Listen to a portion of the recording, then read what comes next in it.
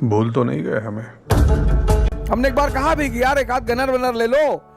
इतने बड़े गाड़ी में कहा भैया जब मौत आई तो लोग इंदिरा गांधी को नहीं बचा पाए, एक गनर हमें बचाएगा। जो इस तरह के लोग होते हैं जो लड़ना जानते हैं, लड़ना, लड़ोगे नहीं जाओगे कहां। लड़ना हमारा भाग्य है। किसी गाने में अमिताभ बच्चन जी के बोल हैं कि नशा शराब में होता तो नाचती बोतल। सब छोटे मोटे नशे हैं सर, बहुत छोटे मोटे नशे। अगर तुम्हारा सपना तुम्हारा नशा है तो तुमको भगवान भी हरा नहीं सकता।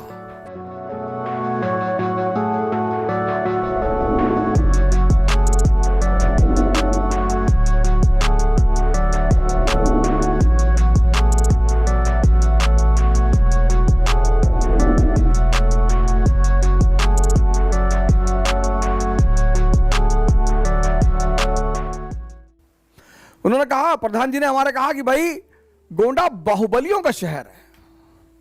1 महीना जेल में रखा इनको। लड़ने से डर नहीं लगता इस व्यक्ति को, मृत्यु से डर नहीं लगता। मैंने अपने जीवन में जो बहुत कम निर्भीक लोगों को देखा, जैसे मुझे बहुत डर लगता है, मुझे बहुत डर लगता है। मुझे तो इतना डर लगता है कि मैं आपको क्या बताऊं। लेकिन मैंने इस व्यक्ति को देखा, डर ही नहीं है। इतने बड़े बड़ा बाहुबली हैं, इतने बड़ा बड़ा महारथी हैं, यह व्यक्ति अकेला ही घूमता है। हमने एक बार कहा भी कि यार एक आध गनर वनर ले लो। इतने बड़े गाड़ी में कहा भैया जब मौत आई तो लोग इंदिरा गांधी को नहीं बचा पाए, एक गनर हमें बचाएगा। जज्बा सर, जज्बा। 11 साल का लड़का जिसके सर से उसके पिता का साया उठ गया।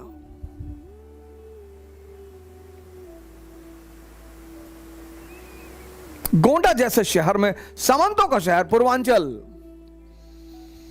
एक से एक महारथियों, उनकी मर्जी के बिना परिंदा भी नहीं उड़ता।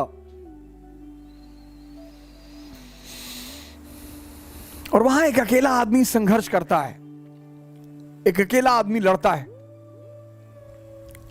युवा व्यक्ति, युवा।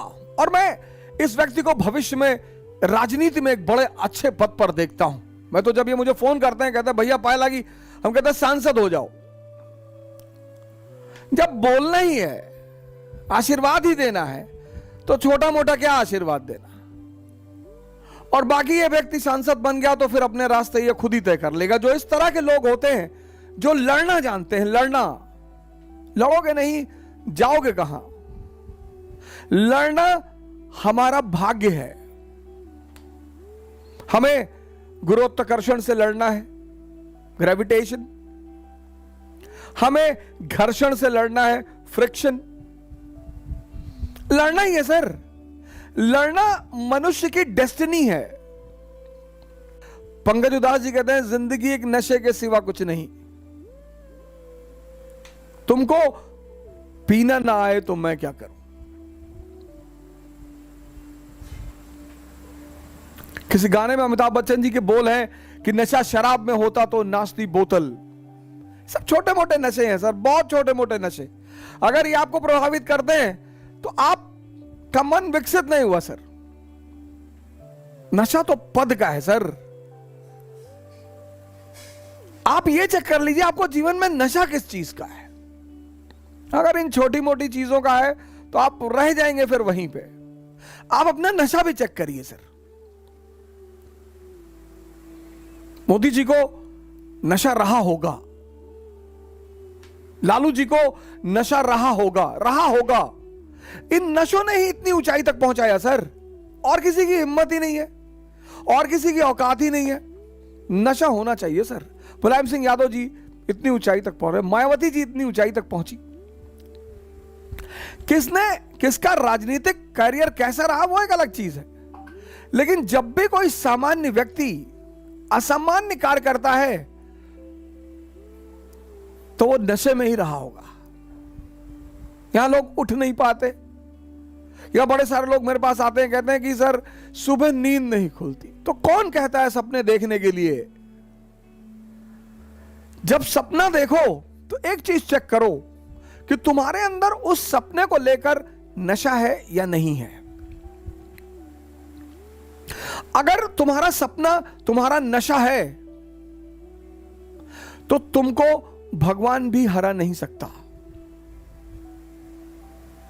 बहुत बड़ा मंत्र है सर ये।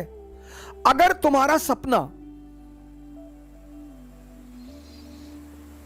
तुम्हारा नशा है, तुम्हारा जो भी सपना है, बहुत सारे लोग सपने उधार मांग के लाते हैं।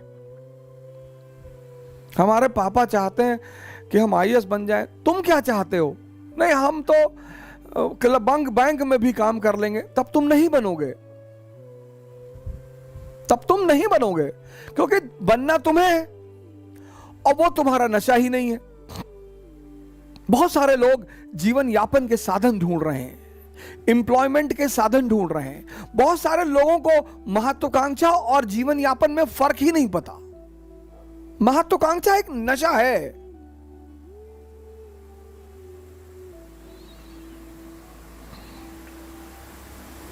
एम्बिशन एक नशा है। वो जिसको हो जाए, नेपोलियन को हो गया। सुनाऊंगा आपको नेपोलियन की कहानी। क्या मस्त कैरेक्टर है विश्व इतिहास में। मुर्दे को जिंदा कर दे। क्या कैलकुलेशन करता है, कैलकुलेशन, क्या सेटिंग बैठाता है, क्या कब्जा करता है।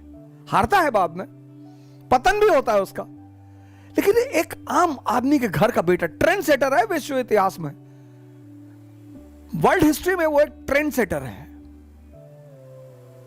कि कुछ नहीं होता आम घर में पैदा होने से। हमारे माँ बाप कभी कभी बहुत गलत काम करते हैं हम, और गलत शायद वो अनजाने में करते हैं। अपने बच्चे से आप कभी मत कहिए कि इतनी बड़ी बड़ी बातें मत किया करो, कभी मत कहिए। अगर आपका बेटा, आपकी बेटी अगर आपसे बड़े बड़े बात करता है कि पापा एक दिन देश पे कब्जा कर लेंगे, सपोर्ट करिए उसे कि बिल्कुल करोगे, शाबाश, डटे रहो।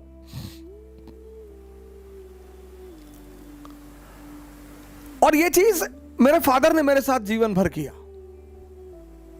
जीवन भर, आज तक। मैं लखनऊ से साइकिल चलाने जा रहा था कोविड के टाइम में, 16 सितंबर 2020 से दिल्ली। मैंने उनसे कहा यार साइकिल चलाने जा रहे हैं 700 किलोमीटर। बोले कम है तुम्हारे लिए, कम है। बस वहीं पे मेरा ब्लड प्रेशर हाई हो जाता था। क्या है यार, बोले कम है, तुम तो 70-80 हजार चला लो, तुम्हारे ऊपर फर्क नहीं पड़ा। अरे मैंने कहा इतना भी मत चढ़ाया करो। सर, मां बाप का जो प्रोत्साहन होता है ना, उसकी आप कीमत अंदाजा नहीं लगा सकते। कभी भी किसी मां बाप को अपने बच्चों को हतोत्साहित नहीं करना चाहिए, कम से कम मां बाप को। अगर आपके घर में आपका बच्चा तैयारी कर रहा है, आपकी बेटी तैयारी कर रही है, आपका बेटा तैयारी कर रहा है, उसको प्रेशर मत दीजिए। सर, आईएएस बहुत बड़ा प्रेशर है सर, बहुत बड़ा। ये कोचिंग वाले आपको नहीं बताएंगे सर। आपका बच्चा दिन भर प्रेशर कुकर बना रहता है सर। ऑप्शनल रिवाइज करना, मैं जानता हूं आप नहीं जानते इन बातों को। बहुत सारे लोग हैं आप में से, जैसे मेरे माँ बाप नहीं जानते थे, ऐसे आप में से बहुत सारे माँ बाप हैं जो नहीं जानते होंगे। कोई बात नहीं सर,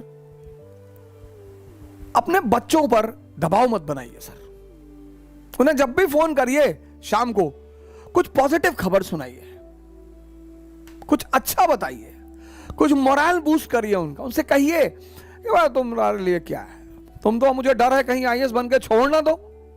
सर, उतनी लाइन जो होती है ना सर, दुनिया कहे ना कहे सर, कोई फर्क नहीं पड़ता। लेकिन जब मां बाप ये बात कहते हैं ना सर, बहुत फर्क पड़ता है सर। मैंने अपने पिताजी से देखा सर, बहुत फर्क पड़ता है सर, बहुत फर्क पड़ता है। मां बाप को अपने बच्चों का प्रोत्साहन, उन्हें डराना नहीं चाहिए। मां बाप सोचते हैं डराएंगे तो जब बच्चे ज्यादा काम करेंगे। सर, ऐसा नहीं है सर, उन्हें मौका दीजिए सर। आईएएस कहती है 21 साल एलिजिबिलिटी है, वो जानती है कि अब समझदार हो चुके हो, अब निर्णय ले सकते हो। आप उनसे सच्चाई बता दिए कि देखो बेटा, पढ़ा ही सकते हैं। एक बार ये सारा पैसा पढ़ाई में लग गया, फिर उसके बाद तुम्हारी कोई मदद ना कर पाएंगे। तो जब तक आ रहा है तब तक तुम कहीं स्टैब्लिश हो जाओ।